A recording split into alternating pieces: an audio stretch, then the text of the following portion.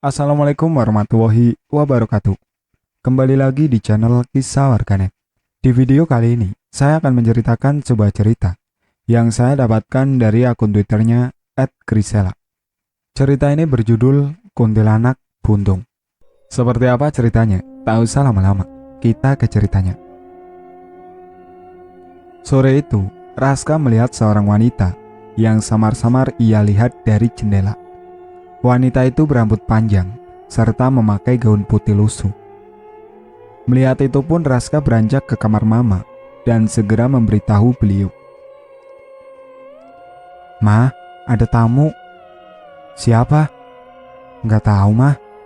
Raska menunjuk ke arah ruang tamu. Rambutnya gimbal panjang sampai lantai, pakai baju putih kotor, lagi liatin kita dari jendela. "Jangan buka. Mana Al-Quran kamu? Ayo kita ngaji," perintahnya dengan tegas. Setelahnya, Raska dan Mama membaca Al-Quran dengan niat mengusir sosok tersebut. Walaupun tanpa mereka sadari, sosok tersebut tak akan pergi sebelum dendamnya terbalaskan. Perkenalkan, namaku Rania. Hari ini aku ingin menceritakan sebuah pengalaman mistis yang dialami oleh keluargaku, yaitu diteror oleh kuntilanak buntung. Beberapa hari sebelum semua tragedi itu terjadi, ayahku pulang dengan baju yang basah kuyup. Wajar saja, kala itu cuaca sedang tidak bersahabat. Hujan yang turun sangatlah deras, sehingga membuat suasana malam dingin dan berkabut. Tanpa saling sapa menyapa, ayahku langsung menyuruhku untuk langsung tidur dan tidak perlu menghiraukan dirinya. Karena malas bertanya, aku langsung saja menyampaikan perintah Papa kepada Mama dan Raska. Kami bertiga pun terlelap tanpa bertanya apa yang terjadi dengan Papa. Keesokan harinya, aku menjalani hariku seperti biasa, menyantap sarapan, pergi bersekolah, lalu kembali pulang. Walaupun begitu, setibanya aku di rumah, Raska memberitahu hal yang sangat mengejutkan. "Kak, Mama bilang mulai sekarang banyak-banyak ngaji. Di rumah kita ada kuntilanak buntung." Awalnya aku mengira Mama memberitahu hal itu agar dirinya merasa takut dan akhirnya menjadi anak yang rajin mengaji. Awalnya aku tidak mempercayainya sampai teror dari sosok tersebut mengancam nyawa keluargaku. Pertemuan pertama. "Ma, hari ini makannya apa?" tanyaku sambil menuruni anak tangga. Entah mengapa, pagi itu atmosfer rumah begitu berbeda. Alih-alih sejuk, udara rumah terasa pengap. Keadaan pun begitu sunyi. Padahal biasanya, Mama sudah terbangun lebih dulu untuk menyiapkan sarapan. Tiba-tiba saja lampu dapur menyala. "Mama udah bangun?" "Aku kira belum," ucapku yang lalu pergi untuk menyalakan lampu lain terlebih dahulu. Walaupun lampu dapur sudah menyala, entah mengapa aku merasa hawa aneh yang berasal dari dapur. Semakin diriku mendekat ke arah dapur, firasatku semakin buruk, seolah-olah ada sesuatu yang tidak beres di dalam sana. Sempat terlintas pikiran di benakku bahwa lampu dapur menyala dengan sendirinya.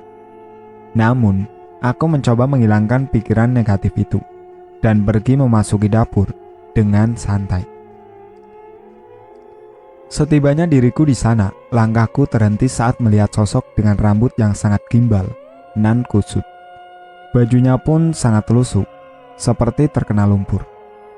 Aku berteriak, lalu berlari sekencang mungkin setelah sosok itu menampakkan wajahnya yang berlumuran darah.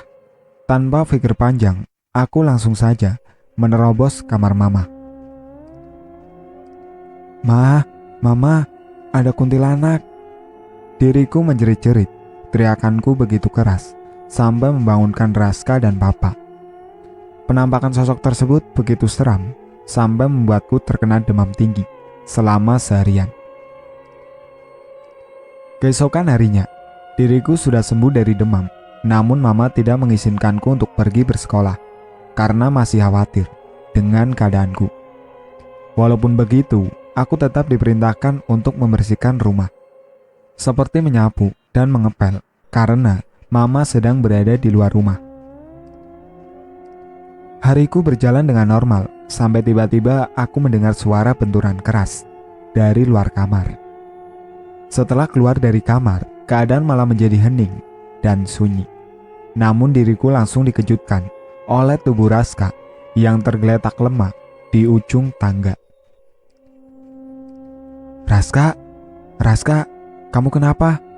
tanyaku. Tidak mendapat balasan, diriku panik dan langsung berlari menuju kamar untuk menelpon Mama.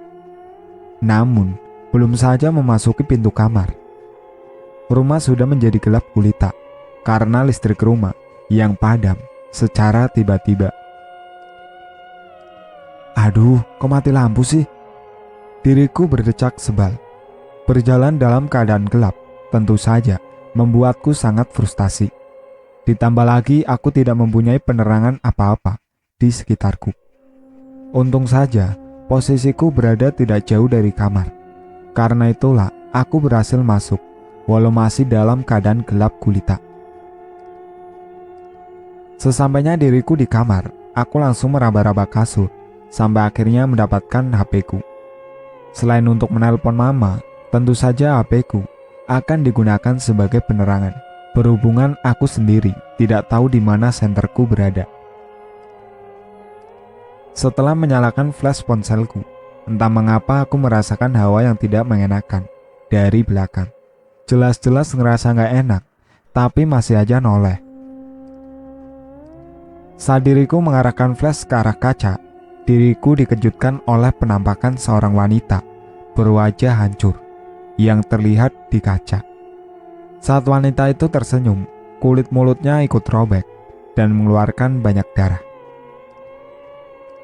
Matanya yang berwarna merah dan rambutnya gimbal besar. Namun ia tidak mempunyai kedua tangannya, atau bisa disebut buntung. "Ma!" Diriku refleks melemparkan handphone ke kaca. Untung saja tidak pecah, dan sedetik setelahnya suara bel rumah berbunyi, diikuti oleh listrik rumah yang kembali menyala. "Mama, Raska jatuh, Ma!" teriakku sesampainya Mama di ruang tamu. Mama yang mendengar itu pun tentu saja panik dan langsung menghampiri Raska yang sudah tak sadarkan diri. Dan keesokan harinya, Raska mengalami patah tulang pada tangannya. Tragedi terjatuh dari tangga tidak hanya terjadi sekali dua kali. Semenjak Raska terjatuh, baik Mama maupun diriku, kami berdua selalu saja terpleset di tangga. Padahal tangga tersebut tidak licin. Karena kami terus saja terpleset, Mama merasa bahwa tangga tersebut memang tidak licin. Kami semua bukan terjatuh karena tangga licin atau keseimbangan kami yang kurang. Kami terjatuh karena didorong oleh sosok makhluk halus. 2 hari kemudian, Mama, aku dan Raska menempuh perjalanan ke rumah sakit untuk mengecek keadaan tangan Raska saat itu. Kami berangkat pada malam hari, pada malam Jumat. Aku dan Raska hanya mengamati pemandangan selama perjalanan, sementara Mama fokus menyetir. Awalnya, perjalanan kami berjalan dengan lancar, sampai kami mulai memasuki jalanan sepi yang hanya dikelilingi kebun. Karena jarang dilalui orang, jalanan tersebut sangatlah gelap, sampai Mama harus menyalakan lampu jarak jauh agar bisa melihat lebih jelas. "Ma, kita masih lama?" tanyaku. "Enggak, Nak, sebentar lagi juga sampai." Baru saja ingin menanyakan pertanyaan selanjutnya, Mama tiba-tiba mengerem mendadak dan nyaris menabrak pohon. "Astagfirullah," ucap Raska dan aku secara serentak. "Ma, kenapa, Ma?" tanya Raska panik. Mama lalu mematikan mobil dengan nafas yang tersengal-sengal. "Astagfirullahaladzim, tadi Mama nabrak orang gak?" tanya Mama yang terlihat sangat panik. "Nabrak siapa, Ma?" "Gak ada siapa-siapa di jalan," jawab Raska santai. "Mama kenapa? Mama capek ya? Kalau capek udah berhenti di sini aja dulu sebentar. Tadi gak ada orang kok." Lanjut diriku mencoba menenangkan mama. Tadi ada cewek lagi nyebrang ke jalan. Pas mama mau lewatin, dia malah berhenti di tengah jalan. Sampai mama kaget. Jelas mama. Gak ada siapa-siapa mah. Itu pasti cuma halu.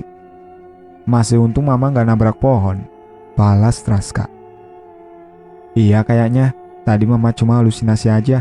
Ya udah, sekarang kalian pakai seatbelt ya. Jaga-jaga kalau mama rem mendadak lagi.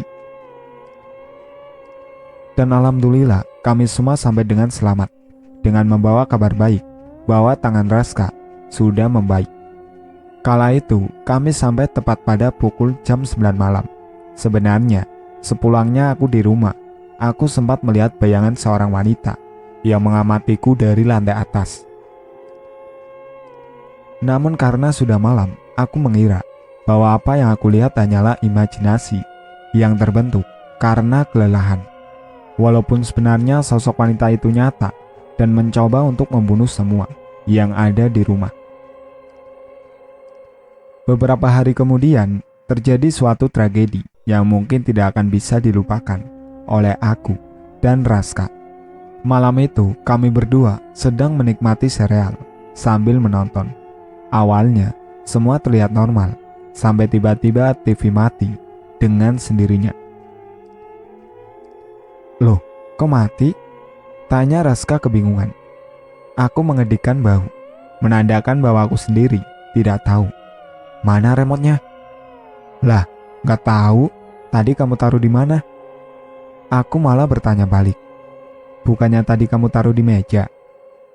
Iya, emang tadi aku taruh di sini. Kok sekarang gak ada? Mana aku tahu. Coba kamu cari di bawah kolong. Raska langsung menuruti perintahku dan melihat ke bawah kolong. Alih-alih menemukan remote, ia malah menemukan pulpennya yang hilang 2 hari yang lalu. Karena tak kunjung menemukannya, kami berdua mencoba mencari di sekitar ruang keluarga, namun tidak ketemu juga. Sampai akhirnya, kami berdua mendengar suara ketukan dari dalam gudang, menatap satu sama lain dengan penuh rasa takut. Kamu dengar, Raska? Raska mengangguk. Suara ketukan itu terdengar lagi, masih di dalam tempat yang sama, yaitu dari dalam gudang. Raska, kakak, mama memanggil dari dalam gudang. Mendengar panggilan mama dari dalam gudang tentu membuat kami terkejut. Karena untuk apa mama masuk ke gudang malam hari begini? Kenapa mah? Tanyaku dari luar. Saat itu diriku sangat ketakutan, sampai tidak berani mendekati gudang. Ketukan itu semakin mengeras. Mah, mama kenapa? Tanya Raska terbata-bata. Sini nak. Suara itu terdengar lagi, namun kali ini suaranya berubah menjadi sedikit serak. Menyadari bahwa suara tersebut berbeda dari mama, diriku langsung memundurkan langkah secara perlahan. Hanya untuk berjaga-jaga jika akan ada sesuatu yang terjadi beberapa detik kemudian. Dan dugaanku benar, sedetik setelah itu, kami berdua mendengar suara tawa kuntilanak yang bergema ke seluruh ruangan. Merasa takut, kami pun langsung berlari secara bersamaan untuk masuk ke dalam kamar. Kunci pintunya kak, kunci. Raska menjerit-jerit. Sebentar, ini susah dikunci, omel diriku. Tiba-tiba saja, pintu kami digebrak oleh seseorang dari luar. Cepet kak, kunci. Raska semakin panik. Dari kemarin, aku sama kakak lihat kuntilanak, berdarah-darah mukanya, dan tiap mimpi, pasti mimpinya ada cewek ngomong, kembalikan tangan saya. Kembalikan tangan saya di dekat jurang. Raska menjelaskan. Tidak mempercayainya, ayah memasang wajah masam setelah Raska memberitahu hal itu. Kamu halu doang itu, makanya kalau mau tidur tuh baca doa, biar mimpinya gak aneh-aneh. Dengerin dulu ya, tegur mama. Kalau kakak lihatnya apa? Lanjutnya bertanya.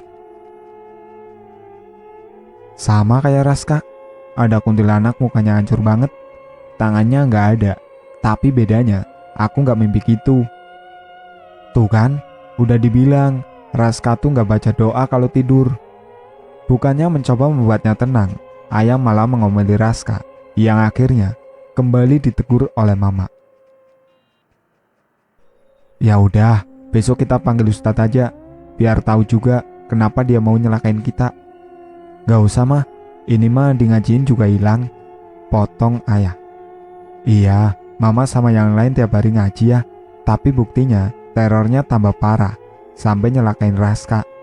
Ayah mau Raska patah tulang lagi, cuma gara-gara itu, bentak mama.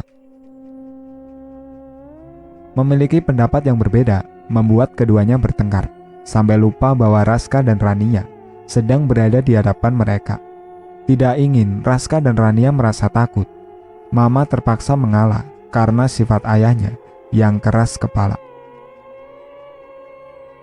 Ya udah, kalau itu mau ayah, pokoknya mama gak bakal tanggung jawab kalau ayah yang kenapa-napa. Mama lalu mengajak Raska dan Rania kembali ke kamar masing-masing, meninggalkan sang ayah dengan sifat keras kepalanya sendirian di dalam ruang tamu. Pertengkaran pada malam itu pun berakhir, dan tanpa mereka sadari, pertengkaran mereka tidak membuat masalah reda. Justru pertengkaran mereka membuat sosok kuntilanak itu tambah senang akan kehancuran hubungan mereka. Keesokan harinya, mama mengundang seorang ustadz secara diam-diam, dan penjelasan beliau membuat kami sangat terkejut. Kuntilanak ini adalah korban tabrak lari suami bunda. Suaminya bunda ini takut dipenjara karena nabrak orang. Jadi jasad perempuan ini diseret sampai dijatuhin ke jurang. Padahal habis ditabrak, perempuan itu masih hidup. Mata mama langsung berair setelah mendengar kabar tersebut. Terus kenapa perempuan ini malah nyelakain kita yang di rumah, Ustadz? Lanjut mama bertanya. Untuk balas dendam, karena tidak terima kehilangan kedua tangannya akibat suami bunda yang kurang bertanggung jawab. Kakiku langsung melemas saat mendengar penjelasan Pak Ustadz. Begitu pula dengan Raska, dirinya tidak berkata sepatah kata pun setelah mengetahui bahwa ayah kami berdua menabrak seseorang tanpa bertanggung jawab. Terus ini kita gimana, Ustadz? Mama bertanya. Baru saja beliau hendak menjawab pertanyaan mama, tiba-tiba satu persatu gelas yang berisi teh terjatuh ke lantai. Astagfirullah, ini kenapa, Ustadz? Gak apa-apa, saya saja yang ngurusi. Beliau berkata bahwa kuntilanak itu harus cepat-cepat dipindahkan sebelum merenggut salah satu nyawa dari mereka. Namun, semua itu terlambat. Keesokan paginya, sebuah berita yang tidak ingin kami dengar sampai ke telinga mama. Nak, mama menangis sampai terisak-isak. Ayah meninggal, jatuh ke jurang. Yang tersisa cuma tangannya, badan sampai kepala gak ditemukan. Itulah akhir cerita dari Kuntilanak Buntung yang ditulis oleh Grisela. Sekian dari saya. Wassalamualaikum warahmatullahi wabarakatuh.